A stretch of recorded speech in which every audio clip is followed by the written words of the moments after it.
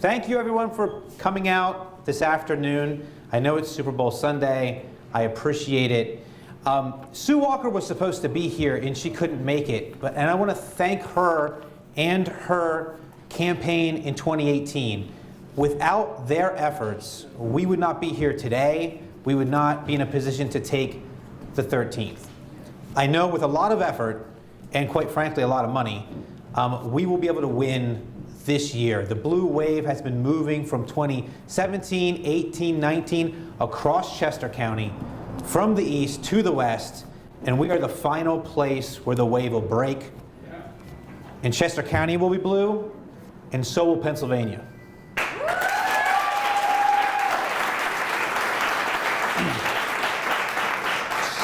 So to start things off, I want to introduce myself a little bit. So I was born in the Landenberg area, but I actually grew up in Central PA, in North Central PA, above Williamsport, Pennsylvania. So if you know about the Little League World Series up in that area, I was raised on my grandparents' farm. It was called Green Acres Farm. There was there was white letters up on the barn, Green Acres. I never got the joke until later on.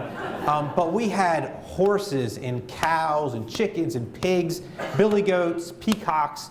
We had everything. And it was a great way to grow up. And I think I'm here in the 13th, in part because I love open spaces. I love the countryside. And I love the quiet places where you can go and be alone with nature. Now, not 1 month after I turned 18, graduated high school, I raised my hand and I swore an oath to defend the nation and uphold the Constitution. Now a little story. When you go and you want to join the military, you go to the recruiters, right?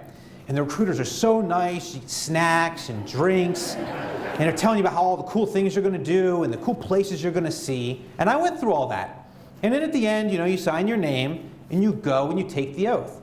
So I went, took the oath, came back to the recruiter's office to finish up, and there were no more snacks and there were no more drinks because I'd come back a soldier.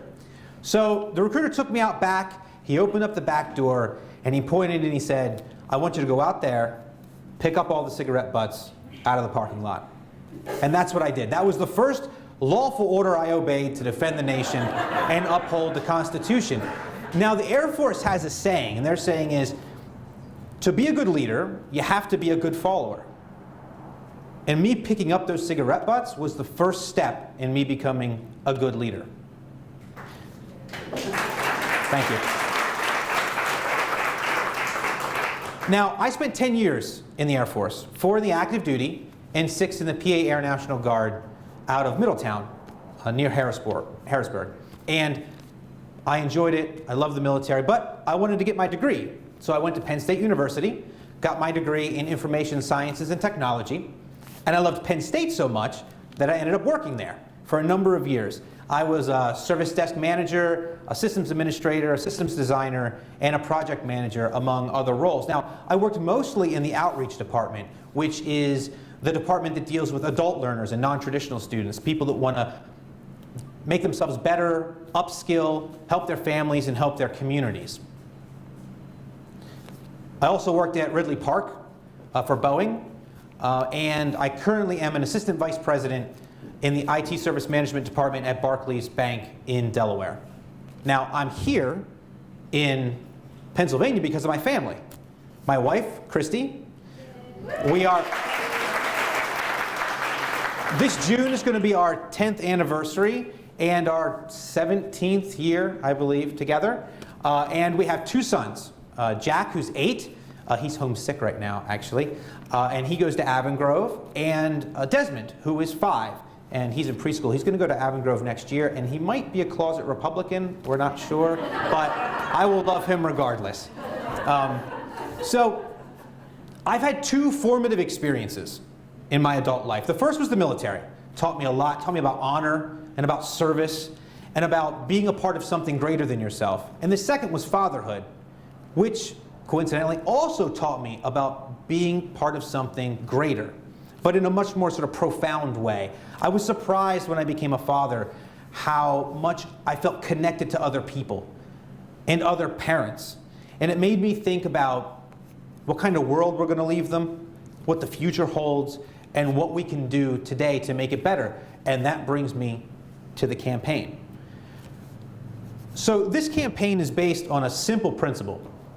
The government should work, and it should work for the people it represents. Now, the General Assembly, under the current leadership and the representation here in the 13th, have not lived up to that simple principle. It hasn't worked for our children and our teachers and our schools. Pennsylvania is ranked 49th in K through 12 state spending. Only 37% of any given district's budget, on average, comes from state funding. The rest is made up of property taxes, which disproportionately affect seniors on fixed incomes. The worst case scenario, of course, being that they have to choose between their health and staying in their homes or moving out of the communities where they've lived and raised their families. The government also hasn't worked for students and adult learners, people trying to better themselves. Pennsylvania is 47th in educational funding for higher education.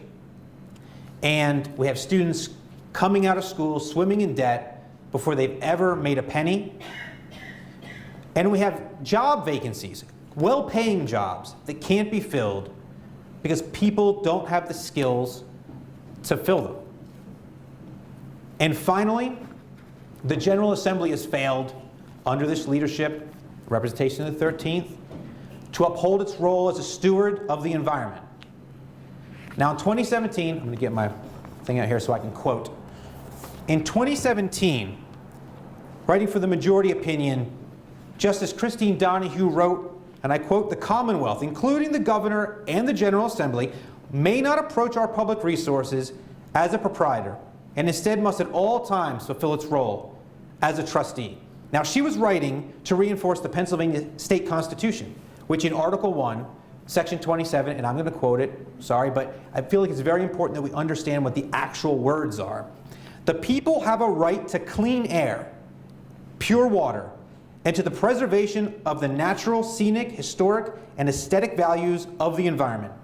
Pennsylvania's public natural resources are the common property of all the people, including generations yet to come. As trustee of these resources, the Commonwealth shall conserve and maintain them for the benefit of all the people."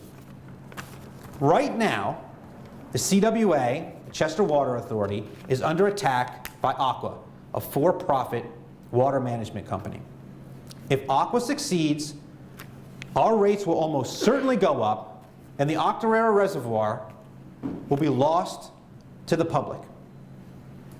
I am running to ensure that leadership in the General Assembly and that representation here in the 13th changes. We need, thank you.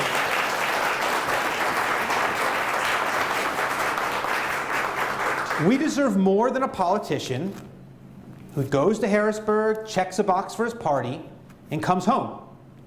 We deserve someone who can be an independent thinker, someone who can build the relationships and forge the alliances to actually move legislation through the General Assembly and into law. In 2021, this government will work for its people again.